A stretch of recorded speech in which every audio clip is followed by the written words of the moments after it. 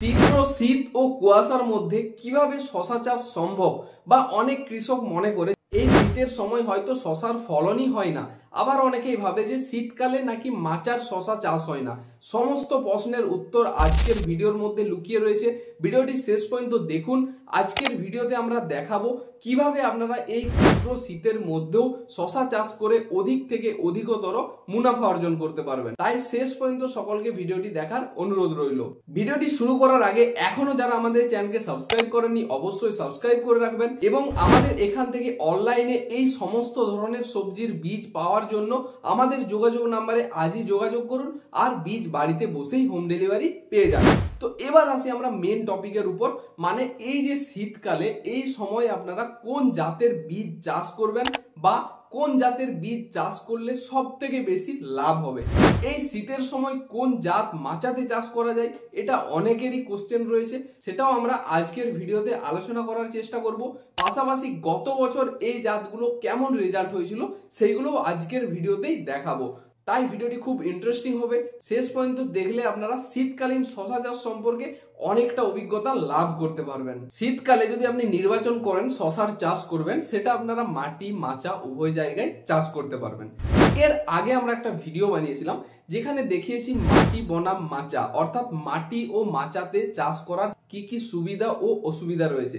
যদি না ভিডিওটি দেখেছেন দেখে আসতে পারেন। ভিডিওটার মাধ্যমে খুব সুন্দরভাবে বুঝিয়ে বলেছি মাটিতে চাষ করাটা বেশি লাভজনক নাকি মাচাতে চাষ করাটা বেশি লাভজনক। তো ওই ব্যাপারে আজকের ভিডিওতে আর আলোচনা করছি না, শুধুমাত্র বাছাই করা কিছু জাত সম্পর্কে আপনাদেরকে ধারণা দেব যেগুলো এই শীতে চাষ করে অধিক থেকে অধিকতর মুনাফা অর্জন করতে পারবেন। শীতকালে যে সমস্ত ভ্যারাইটিগুলো আপনারা চাষ করবেন সেগুলো বেশিরভাগটাই মাটি ও মাচা এই দুটো জায়গার মধ্যেই চাষ করা যায়।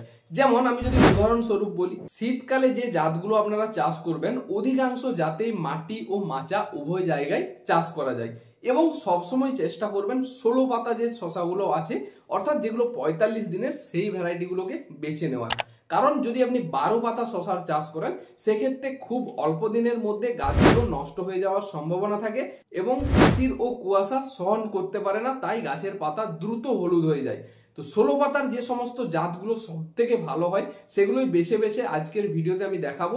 তার আগে একটা কথা বলি যে আপনারা যখনই চাষ করেন না কেন সবসময় চেষ্টা করবেন দুটো কি তিনটে কোম্পানির বীজ একসাথে মিক্স করে লাগানোর, অথবা একই কোম্পানির বীজ যে আলাদা আলাদা ভ্যারাইটি হয় দুটো কি তিনটে ভ্যারাইটিকে মিক্স করে লাগানোর জন্য। যেমনটা আজকের ভিডিওতে আমি 4 থেকে 5টি জাত সম্পর্কে আলোচনা করব, 2 থেকে 3টে কোম্পানি থাকবে তার মধ্যে এবং ভ্যারাইটিও সম্পূর্ণ আলাদা হবে। এটা কেন বললাম সেটা এবার আপনাদের বুঝিয়ে বলি। ধরুন একটা জাত আপনার ফ্লপ হতেই পারে, কারণ ওয়েদার জনিত কারণ হোক বা বিভিন্ন কারণে একটা জাত মার যেতেই পারে। সেক্ষেত্রে যদি আপনি 2টি কি 3টি ভ্যারাইটি একসাথে মিশিয়ে চাষ করেন তাহলে আপনার লস করার সম্ভাবনাটা অনেকটাই কমে যাবে। অনেক কথা হলো, এবার আমরা ডাইরেক্ট জাতগুলো সম্পর্কে দেখে নেব। আমাদের লিস্টের সর্বপ্রথম যে জাতটি রয়েছে 1 নম্বর জাত, সেটা হলো দাসপুর সিড সেন্টারের হুইল 777।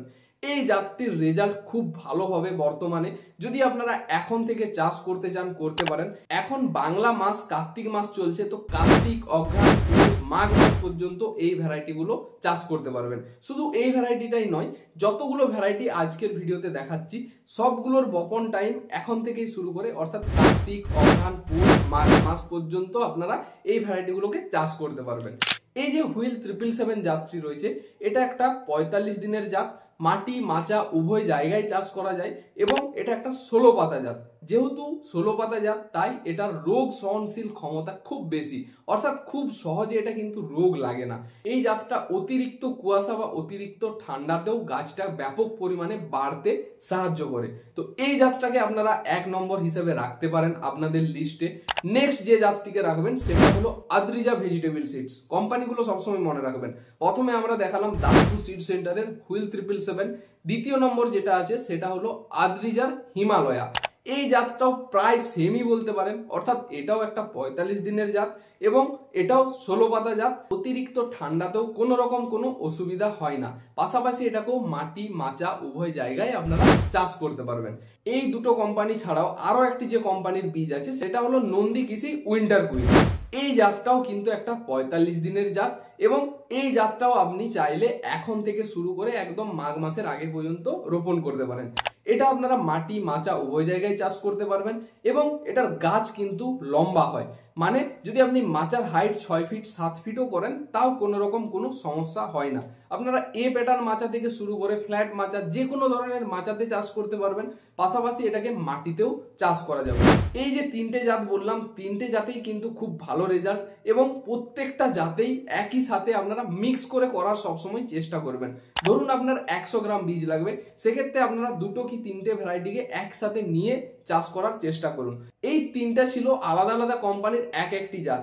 এবার যদি আমি একই কোম্পানির ভ্যারাইটি সম্পর্কে বলি, সেটার সর্বপ্রথম নাম আসবে দাসপুর সিড সেন্টারের সেঞ্চুরি। এই যে সেঞ্চুরি শসাটা, এটার ভিডিও আমি বিগত 3 বছর ধরে বানাচ্ছি এবং এটা ব্যাপক পরিমাণে কৃষকেরা পছন্দ করে। এটা ইন্ডিয়া হোক বা বাংলাদেশ দুটো জায়গাতেই ব্যাপক পরিমাণে মার্কেটে চলে এবং এটার নাম কিন্তু সকলের মুখে মুখে ছড়িয়ে আছে। এই যে 4টে জাত আপনাদেরকে আজকের ভিডিওতে বললাম, এই বছর শীতে আপনারা যদি এই জাতগুলো মাটি মাচা যে কোনো জায়গায় চাষ করতে পারেন তাহলে কিন্তু ব্যাপক লাভ হওয়ার সম্ভাবনা রয়েছে। পাশাপাশি এগুলোর পরিচর্যার ভিডিও তো আমরা পরপর সবকিছু আপলোড করতেই থাকি, মানে কখন কি রাসায়নিক সার দেবেন, কখন কোন ওষুধটা প্রয়োগ করবেন, সবকিছু আমরা পরপর কিন্তু আপডেট দিতে থাকি আমাদের চ্যানেলে। তার জন্য আমাদের চ্যানেলকে সাবস্ক্রাইব করতে ভুলবেন না যেন। এবার আসি বীজ নেওয়ার প্রসেস বা সঠিক বীজটা চেনার উপায়। তো সর্বপ্রথম আপনাকে যে কাজটা করতে হবে, বিশেষ করে আমাদের বীজ যখন বাংলাদেশে যায়, আমাদের এখান থেকে যেগুলো আমরা পাঠাই অনলাইনের মাধ্যমে, সেক্ষেত্রে তো কোনো সমস্যা নেই। কিন্তু যদি আপনি বাংলাদেশ থেকে বীজ নেন, বাংলাদেশের যে যোগাযোগ নাম্বারটি রয়েছে সেই যোগাযোগ নাম্বারে যোগাযোগ করে আপনারা হোম ডেলিভারি নিতে পারবেন। এটা শুধুমাত্র যারা বাংলাদেশ থেকে ক্রয় করবেন তারা দেখে নেবেন। প্যাকেটের দুই পাশের যে স্টিকারগুলো, মানে সামনের দিকে আমাদের একটা কিউআর কোড দেওয়া থাকবে, যেটা আমাদের নন্দী কৃষি ইউটিউব চ্যানেলের কিউআর কোড, এবং পিছনের দিকে আরো একটা স্টিকার দেখতে পাবেন যেটা মোশারফ এন্টারপ্রাইজের স্টিকার দেওয়া থাকবে, যেমনটা ভিডিওতে দেখতে পাচ্ছেন। এই দুটো স্টিকার দেখেই কিন্তু ক্রয় করবেন, কারণ এই স্টিকারগুলো থাকলেই আপনি জানবেন যে একদম অরিজিনাল বীজটা আপনারা পেয়েছেন। তো বাকি যারা ইন্ডিয়া থেকে দেখছেন তাদের কোনো রকম কোনো অসুবিধা নেই, শুধুমাত্র কোম্পানির নেম এবং ভ্যারাইটিস নেম দেখেই ক্রয় করতে পারেন। আর আমাদের যোগাযোগ নাম্বার দুটো রয়েছে, যে কোনো যোগাযোগ নাম্বারে যোগাযোগ করতে পারেন। ডাইরেক্ট ফোন না করে হোয়াটসঅ্যাপের মাধ্যমেও আপনারা অর্ডার করতে পারেন, কোনো সমস্যা হবে না। এবং বাংলাদেশ থেকে যদি নিতে চান, বাংলাদেশের দেওয়া নাম্বারে যোগাযোগ করে বীজ বাড়িতে হোম ডেলিভারি নিয়ে নিতে পারবেন। তো আজকের মতো এখানেই শেষ করছি। অনেকেই জানতে চাইছিল যে সব থেকে ভালো ভ্যারাইটি কোনগুলো, যেটা শীতকালে চাষ করলে সব থেকে বেশি লাভ করা যাবে। তার জন্য বিশেষভাবে আজকে 4টি ভ্যারাইটি সম্পর্কে আলোচনা করলাম। প্রত্যেকটা ভ্যারাইটির রেজাল্ট কিন্তু দুর্দান্ত রয়েছে।